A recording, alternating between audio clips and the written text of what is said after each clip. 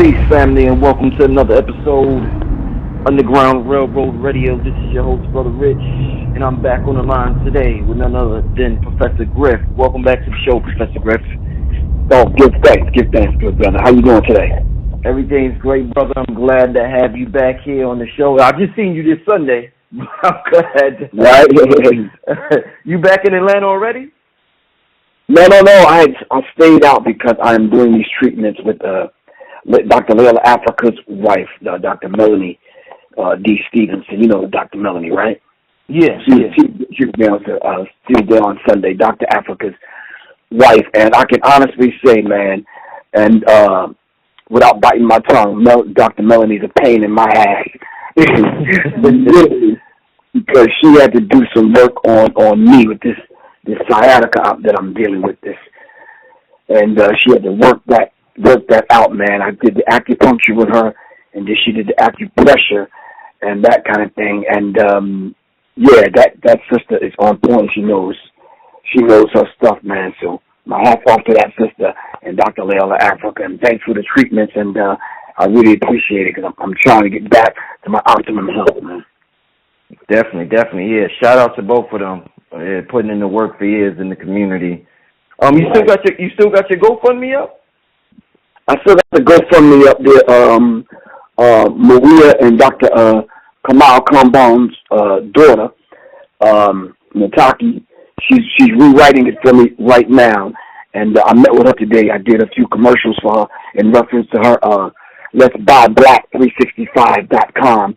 And they're empowering young people to go ahead and lend their talents so we can build this economic program for young people, so we can teach young people the importance of black economics, man. So did some commercials for her, and in return she agreed to kind of put some things together for me because she's a dynamic writer, man. That's what she does. So I said, well, look, let me leave that up to the people that know what they're doing. You see what I'm saying?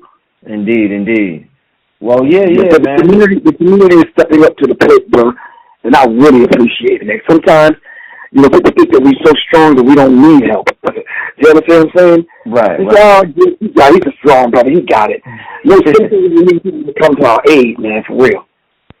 Indeed. Yes, Indeed. Sir. So I'm glad the community stepped up to help you, brother, and I wish you the best with that. Let's start the show, brother, because I've got to get your opinion today, brother.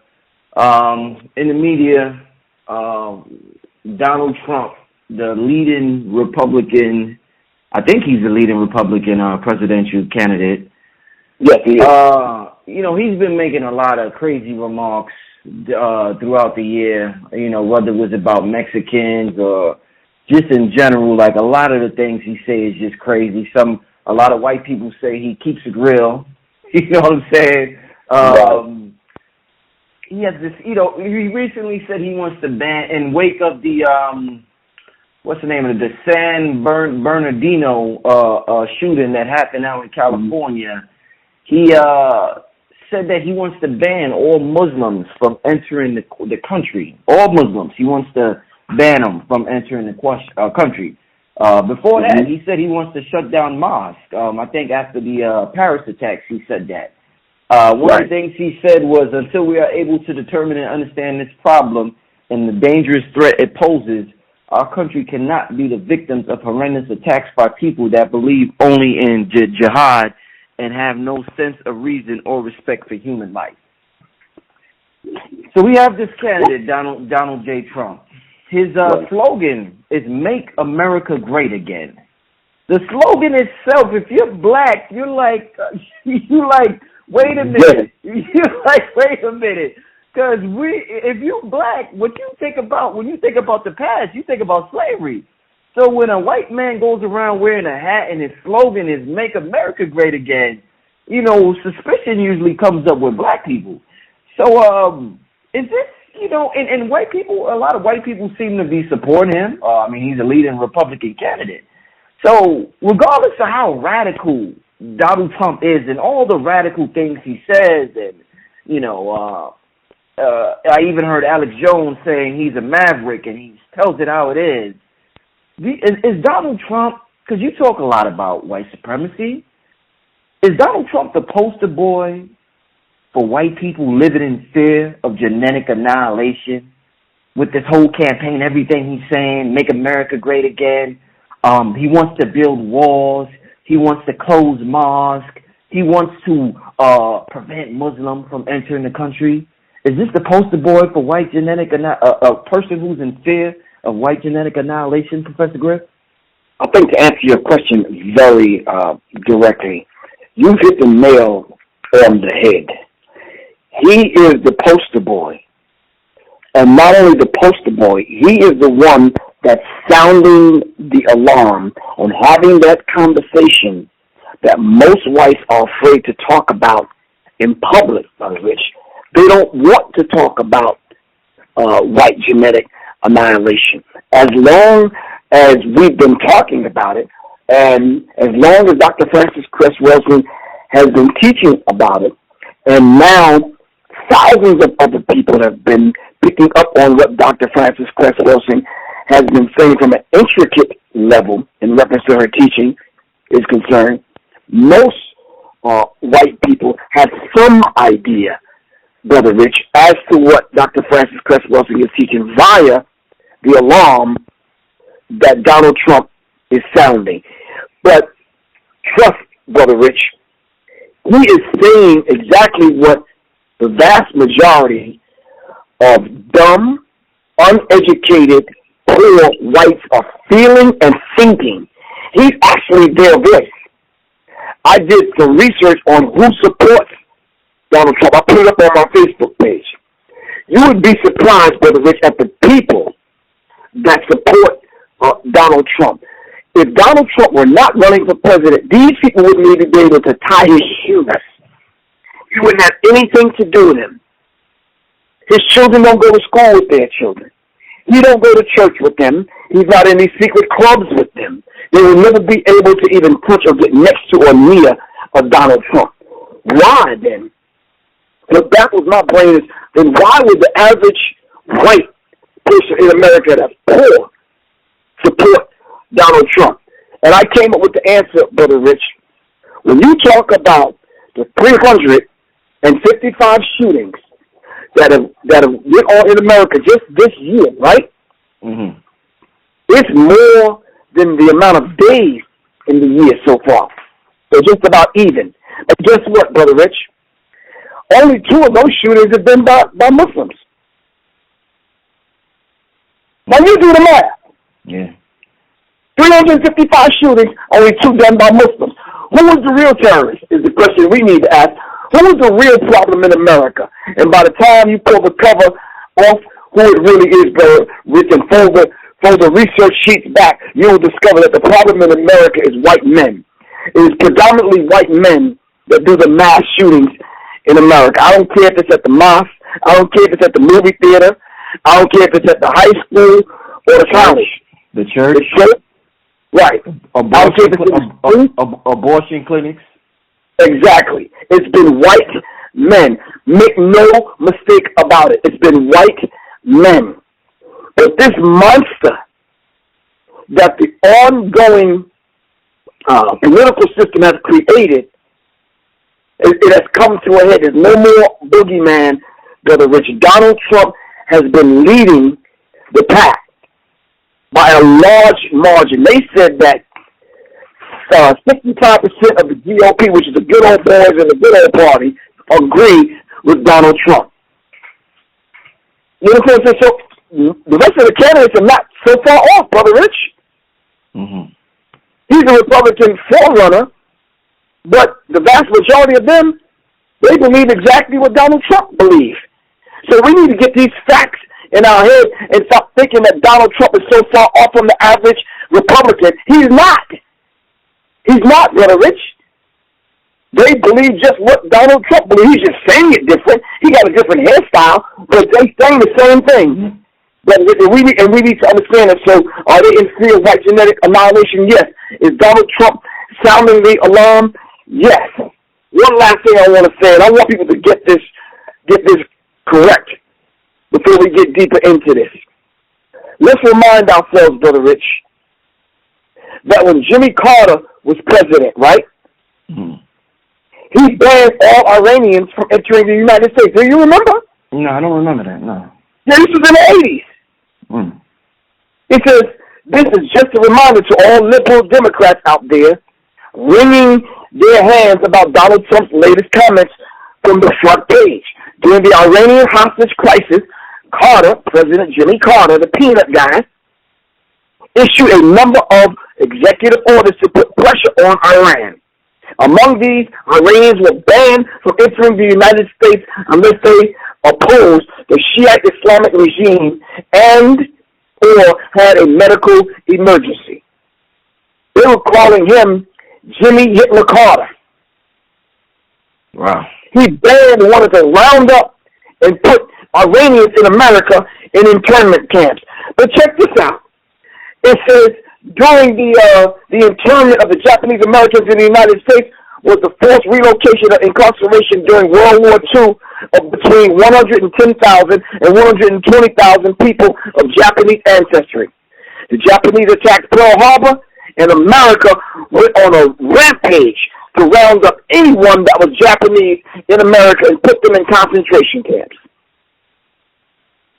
So not only Donald Trump feels this way, but presidents feel this way. The average American feels this way. And 65% of the GOP, or the Republicans, feel this way. So Donald Trump is actually speaking for the average white American in America in reference to when it comes to rounding up Muslims and not letting Muslims into the country, brother. So you damn right they're in fear of what he did. We need to understand some white people are going to use this for them. What is the collateral damage? Those that they see parading around, marrying black people and all that kind of stuff, they have written them off a long time ago, Brother Rich. Wow. You know, just seeing what's going on, you know, reading some of the stories, watching some of the stories on the internet, I noticed one thing, and I want to get your opinion on it. The one thing I noticed is that, you know, just comparing the white mentality with the black mentality. You know, I learned watching other people behave. I learned about our people and how we behave or whatever.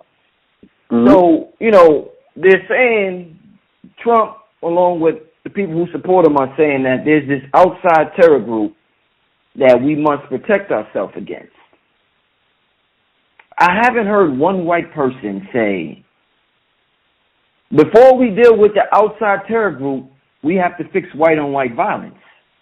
Now, I did a show with you before, you and Sister Zaza, and we read the Department of Justice statistics that said white-on-white violence is at 86%, about 86%. Right. So now you're talking about white domestic terrorism. I'm telling you the Department of Justice statistics is that white-on-white violence is at 86%, but all the white people that find a way to justify the killing of black people say, worry about black-on-black violence, they don't mention for a second, not even during 9/11, they don't mention for a second. Before we got to look within. Before we fix the outside, we have to look within and fix white-on-white violence. What's the difference in mentality between, now I'm not saying black-on-black violence is okay, just like white-on-white violence. The violence isn't good regardless of who it is. But what's the difference in mentality for them not to murmur a word on white-on-white violence, although the statistics is at 86%, when anything happens, they tell us, concentrate on that first, don't concentrate on police killing you, don't concentrate on anything. All you do is concentrate on this black-on-black violence. What's the difference in the mentality, Professor Griff?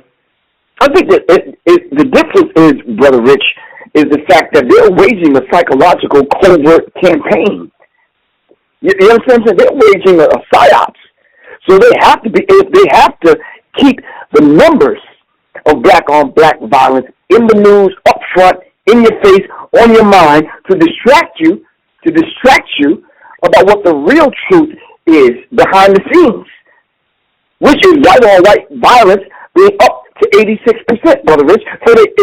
So according to their psyops, they have to be able to distract you and say, okay, listen, we're worried about black-on-black violence. So when white police officers shoot down black people, the first thing we go to is the statistics that they've been pushing down your throat for the last 20 years. Black-on-black violence is on the rise. So so now black-on-black violence is on the rise in the average black person's mind. When they see a black person get shot down, they say, well, black-on-black violence is on the rise. I saw the shooting the other night, as I mentioned to you, in Chicago. The brother was running from the police. As a matter of fact, when the police caught up to him and they drew their weapons, he ran through them, Brother Rich. No one tackled him. No one hit him with a taser, stun gun, what do you call these, non-lethal weapons that I studied last year. And there's over 24 of them, Brother Rich. They could have shot him with foam. They could have hit him with a net. They could have stunned him. They could have done a few other things, Brother Rich. This gentleman ran through them to the middle of the street, and then they shot him in the back. So when stuff like that happens, Brother Rich, the first thing we do, who've been programmed by the media, which is multi-ethnic destruction in America or maniac European devils in action, the first thing we do is reach back to the same statistics that they gave us in the first place. And all we do now is get on the blog talks and these talk shows and these interviews, and we regurgitate the same statistics that they fed us with. PSYOPs is in full effect because they planned it this way, Brother Rich. They've given you the ammunition or what you're supposed to say when these kind of things happen. Here was the scenario, and here's what you say when we put the scenario in full effect and you see black people getting shot down. Run down the statistics. And it always works in their favor. They could never entertain a war, Brother Rich, outside of America and entertain a civil war, a civil World War III inside of America at the same time. Militarily, Brother Rich, it's impossible for America to do that. They can't entertain war in America and entertain war outside of America. Plain and simple. And we need to understand that this is the dynamic and the dichotomy of what America is faced with right now as we speak. This is why Donald Trump talks about building a wall. Building a wall for what? To keep people in or to keep people from coming in, Donald Trump? And then if you plan on rounding people up, what about the vast majority of white people that are operating inside of ISIS? What about the vast majority of white people that have now turned to Islam? We need to do statistics on that, Brother Rich.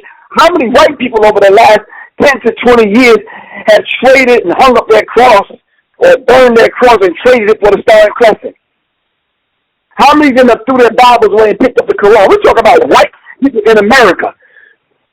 White people in America flood the ranks of ISIS, flood the ranks of these so-called terrorist groups.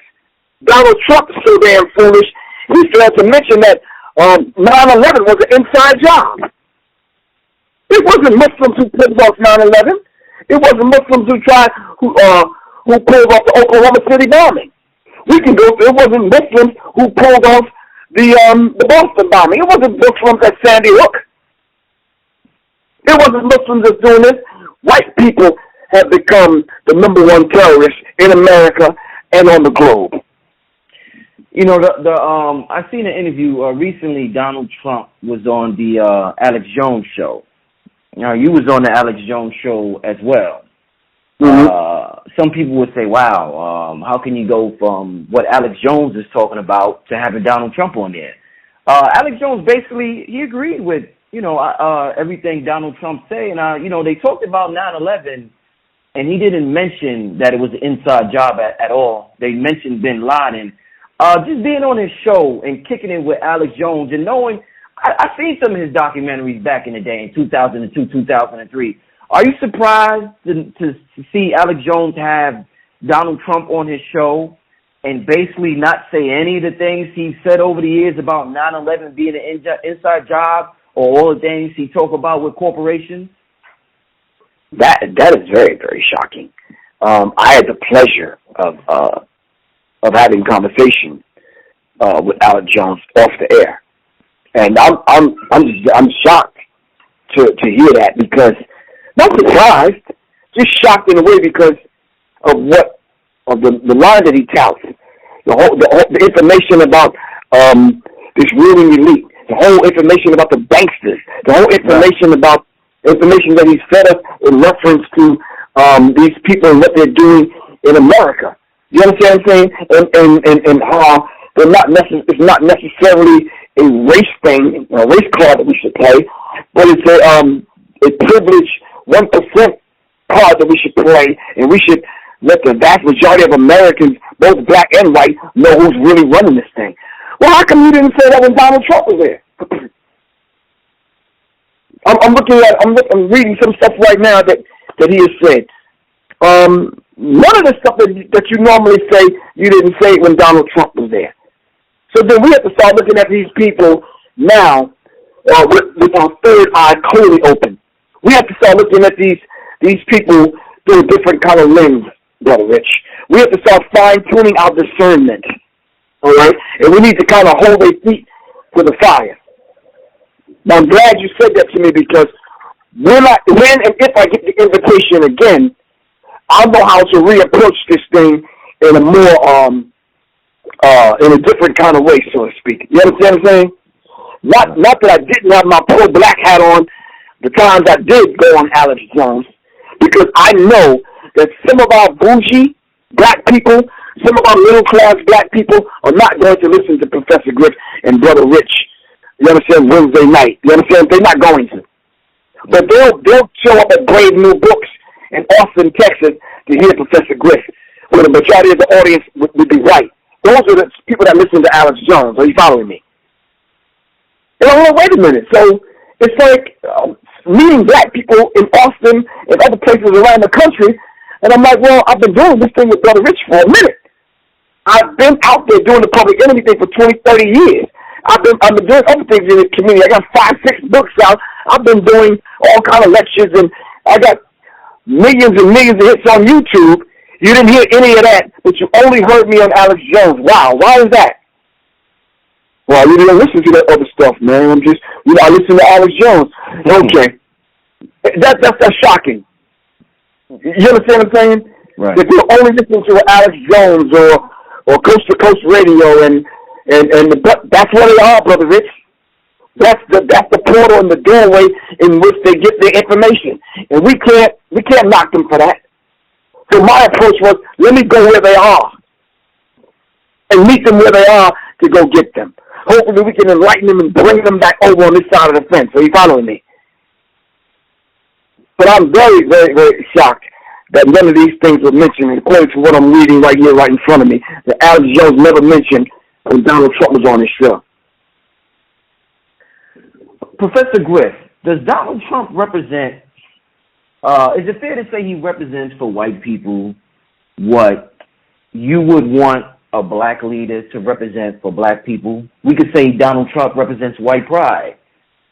Is that what you want in a black leader? Somebody who's, the black version of Donald Trump? If somebody says that to you, what would you say to that?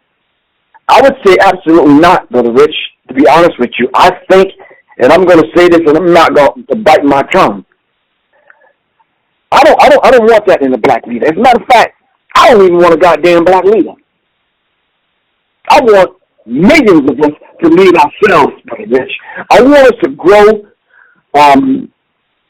fully to our potential, so that we're in sync and we're in harmony with one another to the point where each individual has mastery over the self and they can lead themselves. So all you have to do is meet me. All I got to do is meet you, Brother Rich, and we already know what needs to happen. You understand what I'm saying? I don't want a black leader. First, I truly don't. Now, let's put that into this proper context, so we can halfway be politically correct here. Do the vast majority of black people need a leader, a black leader? Yes. Some of those qualities that Donald Trump possesses, probably not, Brother Rich. How about the qualities that Marcus Garvey possessed? How about the qualities that the most honorable Elijah Muhammad possessed? How about some of the qualities that Brother Malcolm X possessed? How about the qualities that Minister Louis Farrakhan possessed? How about some of the qualities that I see Dr. Francis Cress Welsing exemplifying?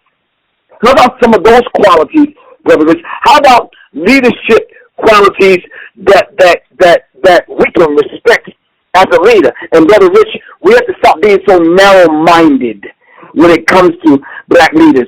Just because the black leader may do one thing. Why do we want to take that black leader whole life history and life work, crumble it up and throw it in the garbage? Stop that. We're holding black leaders to right standards, Brother Rich. We're holding black leaders to white standards, and that's unfair. All that I've done for black people in the community, if I stumble and fall, I think someone would help me up as opposed to beating me down and slashing me and throwing me to the wolves. Wouldn't you think, Brother Rich? Right. So we have to stop, and we have to hold black leadership under a different kind of light, Brother Rich, and a different standard. Those of us that are holding the black leaders to a standard, we must raise our vibration also to the level where we can and should be responsible enough to hold black leaders to a certain standard, Brother Rich. And that standard and that measurement should not be measured against white leaders. It should not. It should be measured against the highest of our ancestors, the most prominent ancestors. And anybody from Phil Valentine to Little Africa, George Griff, Francis Cress Wilson, any of the brothers and sisters out there that are on the front lines teaching this will tell you that the primary ancestor is God. Him or herself is the creator. That's the primary ancestor. And we're taking nothing less from anyone that stands in front of our people and calls them a leader. How dare you stand in front of yourself and call yourself, and stand in front of our people and call yourself a leader, and we can't question you. We can't question you on your morality, your values, your principles, or where the money went. We should be able to question you. Am I right or wrong?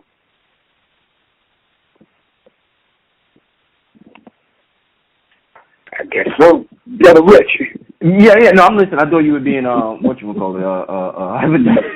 No, I don't want to go too far. I don't want to go too far down that line because some people may hear this. Oh, he's talking about so and so and so and so and so and so. Okay, no, if I am. Okay, but I'm held accountable also. But I'm not coming before the people saying I want to be somebody's leader. I tell people in the heartbeat, I ain't leading nobody no damn where. I'm leading Griff. Now, you can take some instructions on how I'm trying to master myself and how I'm leading myself. You can take some cues from that, but I'm not leading you nowhere. Plain and simple. I'm all for having a damn lead. I'm saying in 2015, moving to 2016, we should learn how to lead ourselves. Well, with that being said, let me ask you this, Griff. Is it fair to say you represent the liberation of black people? I represent one of those individuals that understand and took that and put that under the microscope and have studied all the leaders. Studied all of the leaders, all of the ones that came up out of the ranks and the bowels of black people. You understand what I'm saying? That was for the liberation of black people. Of course, we got to trim the fat. But yes, I want to be able to have that mindset that represents the liberation of black people. Yes. So with that being said, I want to ask you, because I was watching television the other day, and I didn't know whether to laugh or cry, man, because it was sad. I was watching, Trump was on stage, and he had these two black females come up on stage, and they became a YouTube sensation because they're heavy Donald Trump supporters. So, they go off, they do the little, what some may call the black girl, what do you call it, like the sassy black girl routine. They may snap their fingers, neck rolls, all of that. So they was on stage doing that. Before they did it, Donald Trump called them on stage. He told them to do a little routine. So it was real, it was real sad to see the sisters do that for Donald Trump. He brings them on stage. He says, why don't you do a little routine for us? They go on stage. They start saying, he's going to build that wall and this and that, and they're snapping their fingers and, doing what people would say is stereotypical behavior of black women. Donald Trump goes on to say, aren't these two great? It was a sad sight to see for those who've seen it, and I'm sure you could go. Did you see that? Yeah, no, I'm seeing it now. I got the ear plugged in my other ear. I'm watching it right now. Yeah. It was sad. So my question, with what you just said, my question to you would be, Professor Griff, what mentality do you have when it comes to the liberation of our people? Are you one of those people that feel as though I can lead a horse to water, but I can't make him drink it? I can't save everybody? Or do you feel as though I got to take a gun and take you know how they say Harriet forced people into freedom? Do you feel you have to force people into freedom? Or is it like, hey, man, I could tell you all the information, but if you're going to go on stage and shuck and jive for Trump, I got to leave you. You got to get left behind. What approach do you take toward your people? I think the approach I take, Brother Rich, and yes, you're absolutely correct when people say you could lead a horse to water, but you can't make them drink. If the horse is thirsty enough, then you don't have to worry about the horse drinking. I'm saying to you, Brother Rich, my approach to situations like that is, A, I'm going to give you the information. So collectively, we as a people have to set up an infrastructure with that kind of behavior, that kind of cooning, sucking, and jiving, and being clowns for white people. Them days are over, Brother Rich. On all levels, on the entertainment level, on the sports level, shucking and jiving at these political events, them days are over, Brother Rich. Now, what we're going to have to do collectively is take our responsibility into our own hands. We're going to have someone talk to them, sisters, and there's going to have to be a penalty in a minute. Now, listen, when we're able to govern ourselves and we're able to carve out our own destiny and set up an infrastructure in which we operate, and we set a set of laws in place, either you're going to abide by the law or you're going to get dealt with. Plain and simple. When that day will come, Brother Rich, I'm not sure when it will come. But I'm saying this is what needs to happen. We need to have a code of conduct, Brother Rich, on how we conduct ourselves, because the world is watching. Yet again, black women are on TV with the slave masters' children demonstrating a behavior that's unbecoming and unworthy of people around the world giving black women respect. Now, they don't just represent black women, they represent black people. But this is the mother of civilization you're talking about, Brother Rich. You're talking about the woman that gave birth to everyone on the planet on stage with the slave master's children shucking and jiving, tap dancing.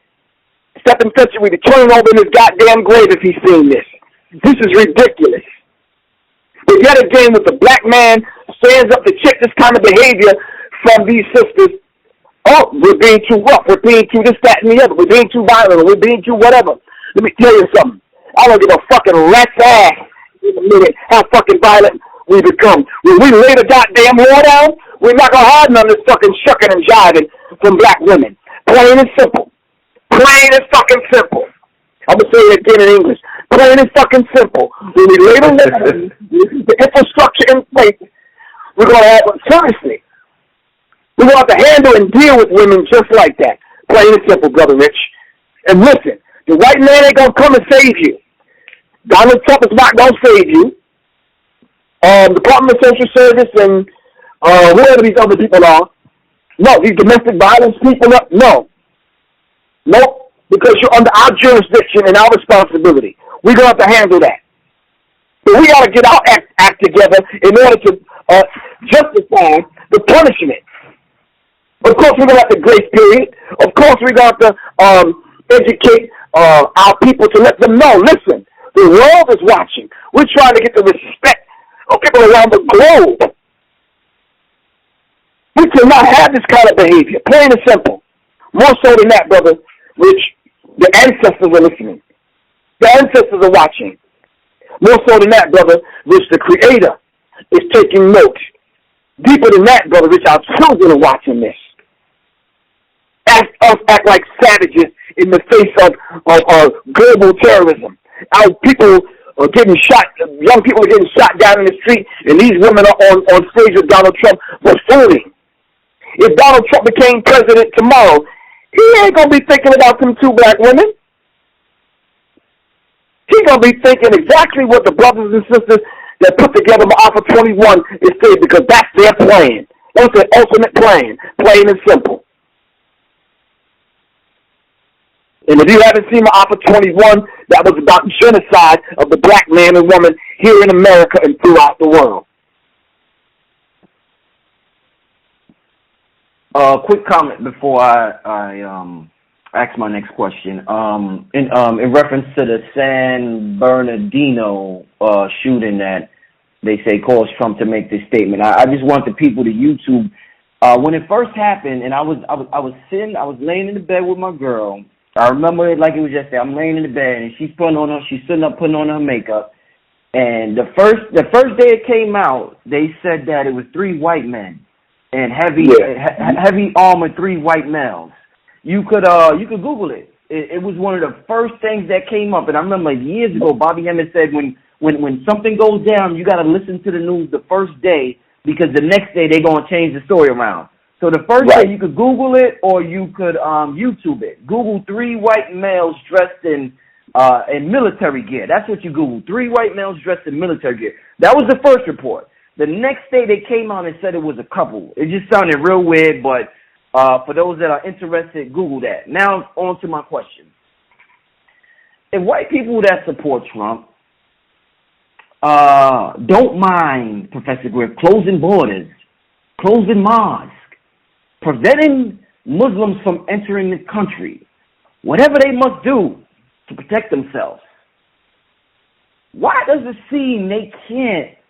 And like I said earlier in the conversation, I'm comparing the mentality with different races. Now they're going to do all of this to protect themselves.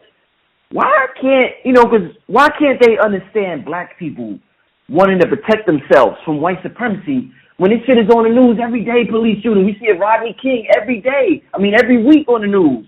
Why is it so hard to comprehend that? But you can comprehend what Donald Trump is saying.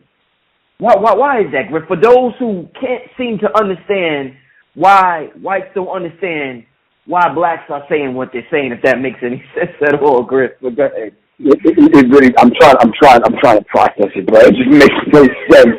I just said to myself, okay, how do you answer that without sounding real insensitive and real mean and coming off mean-spirited?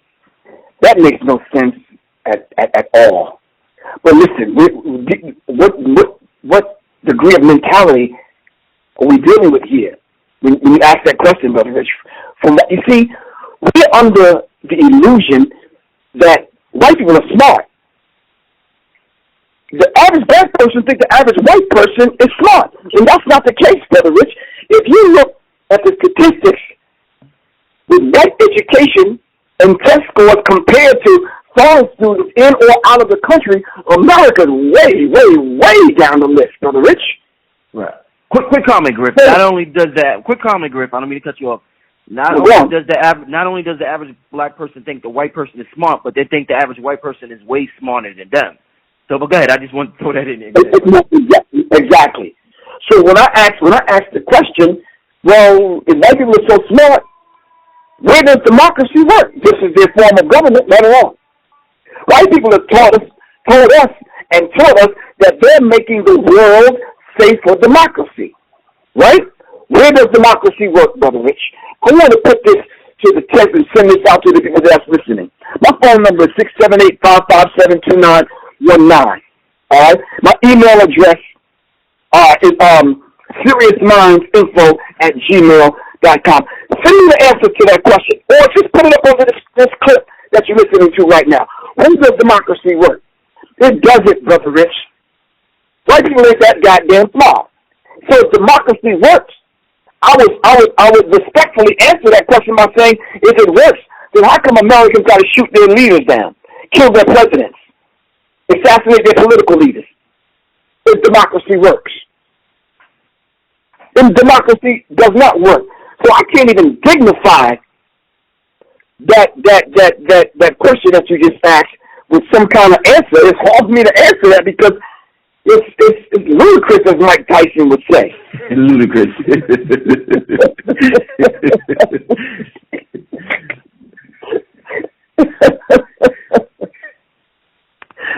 It's difficult to even wrap my brain around. White people have galvanized the best that they had to offer in 16 different candidates running on the Republican side of the ticket. right? And you mean to tell me none of y'all are smarter than Donald Trump? Come on, brother Rich. That's the best white people have to offer, and one little token Negro, a Spanish dude, and a few other cornflake ass crackers up in there. Stop that, man. None of y'all are smarter than Donald Trump. It's sad. It's a sad day in America, and I know some of these political analysts are sitting back, because I see them and I hear them on the blogs and I hear them on the news. They're scratching their head. One of them said, Brother Rich, so Mr. Trump, if you fall behind, he says, wait a minute, I'm not going to fall behind. I said, whoa. So my antenna went up. I said, is he guaranteed the presidency to derail and take this country into chaos, into the chaotic realm? So they have to bring Barack Obama back to stand in as the president? Are you following what I'm saying? Right, because right. we hit it around at that, right or wrong. Right, he did. So let's set the scene up. Donald Trump wins, right? Donald Trump, as we know, is not qualified to run this country. We already know that. Donald Trump running his mouth will run this country as far as the foreign policy is concerned. There'll be so many wars in America. Are you following me? Yeah. Then an attempt to take him out. Then let's just say they fail, and he has to go into one of them underground bunkers inside of one of them damn caves somewhere and run America from one of them caves, which is very real because that's what they have set up. You know it and I know it, right? Indeed. What's going to happen in America? It's going to be anarchy. It's going to be chaos because Donald Trump is not fit to handle. How are you going to isolate Mexicans by calling them all rapists and then you're going to build a wall? How are you going to round up all Muslims and don't let Syrians or Muslims into the country? What are you going to do about the millions of Muslims that are already in the country? You're just going to inflame them.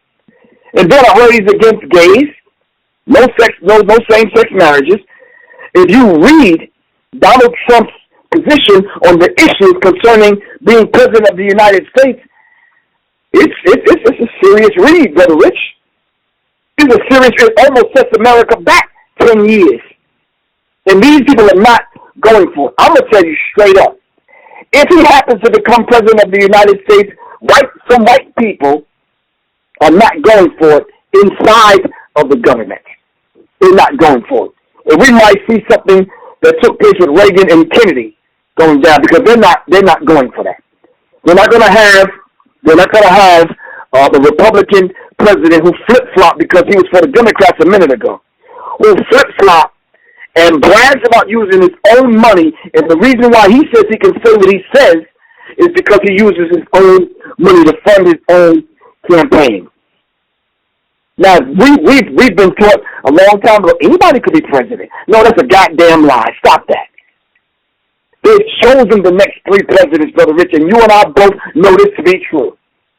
I don't know what kind of political volleyball that they're playing right now, getting people whipped up into this frenzy around Donald Trump. Who do you think they're grooming while all eyes are on Donald Trump? Let's not fall for that, Brother Rich. Yeah, right. Let's not fall for that. Right. They're waiting to drop the scandal piece on us about Donald Trump, and that's going to knock him out. Who's next in line, Brother Rich? Do you know? There you go. That's what they're planning on doing. And we need to stay vigilant and stay awake and aware of what's going on, if we even care about who's president.